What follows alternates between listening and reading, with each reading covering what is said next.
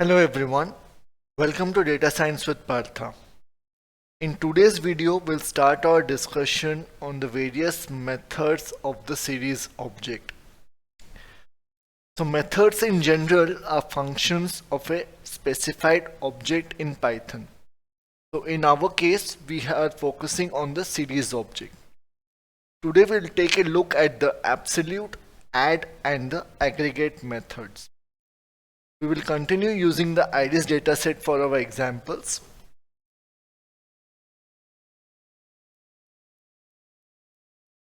So here, as you can see, we will simply load the IDS dataset using our datasets from the sklearn library. So I'll be running this code. Once the data is loaded, the next step that I'll perform is let's talk about the absolute method. So the absolute method, as the name indicates, returns a series with the absolute values of the given numbers. So here when we talk about absolute values, we know that we can only apply this to numeric data. For example, let's create a simple series. I'll give a variable called mySeries. And to this, let's just say pd.series. And we'll give it a list of some numbers. Let's give some positive and negative numbers. So 1, -1, 2 and -3. So now we have this series object. Okay.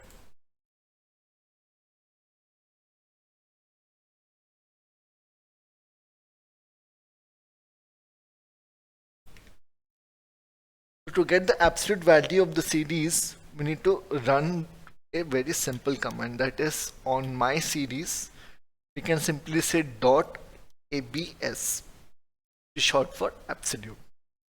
And when we run this, we can see that in the output all the numbers are positive, we do not have any negative numbers.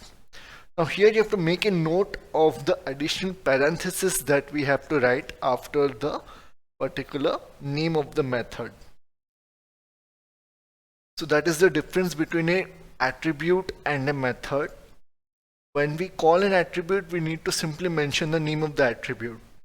But whereas when we call a method, we have to add this additional parenthesis in the end for the method to be called properly. So the next method is the add method. So when we talk about the add method, we are saying that we are going to add some particular series, but in our case it will be specifically done element wise. So for example, let's add the numbers from the column sepal length and the target from our IDS dataset. So here we can say df of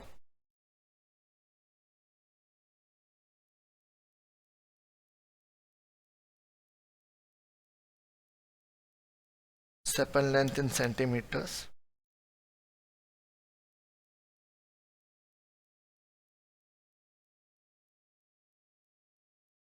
To this, I'm going to manually add the target object. So as we can see, we have this sepal length and target added. Now here, since we have all the numbers, we are able to see both the numbers added together and we get a final value. But what if we have some kind of null values in any of the entries? Now we need to use the fill value of the attribute, otherwise we will lose information. So let's see an example to understand this better. So we'll say pd.series, and inside this I'm going to pass in some numbers, but this time I'm also going to add the .nan method from NumPy.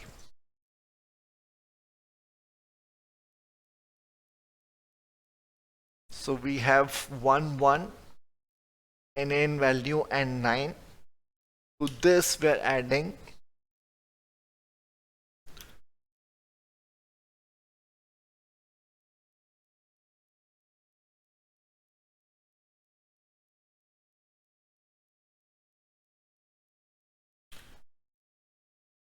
okay. So now we can see that the third element in the first series has a not a number value or NaN value. Similarly, the fourth number is a NaN value in the second series. Now when we run this, you can see in the output we have the second and the third have become NaN or not a number. But this is not what we had expected for. We hope that we would be getting the number 1 and here the output should have been 9. But because we're adding NaN values to a number, the final output will always come out as NaN. So here we have lost some information. Now to protect ourselves from the data loss, we can use the fill value parameter in the add method. So I'm just going to use the exact same series that we created. I'm going to copy this, and here we are saying this particular series dot add, and now inside this we are going to pass in the second series, that is this one.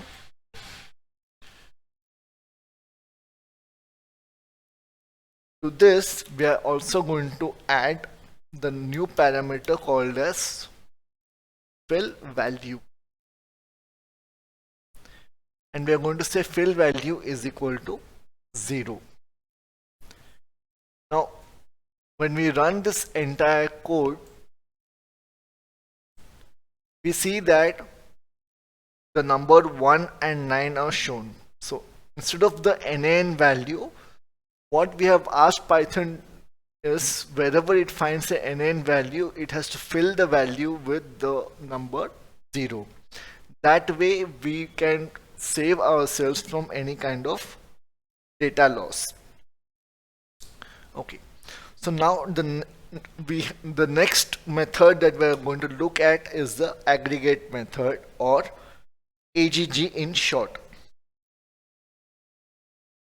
So here, as the name is indicating, we are trying to aggregate or combine some data based on some particular function. So for example, let's say we want to find the mean value of a set of numbers.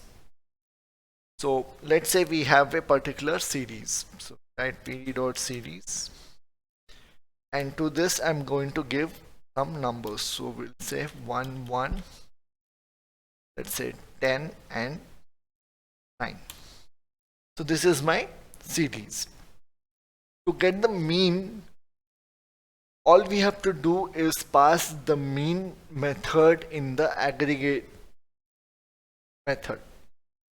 This mean function, when we pass, we have to mention it in one particular format. So when we write .agg, and inside the braces we have to mention the mean method, and when we run this we get a value of 5.25.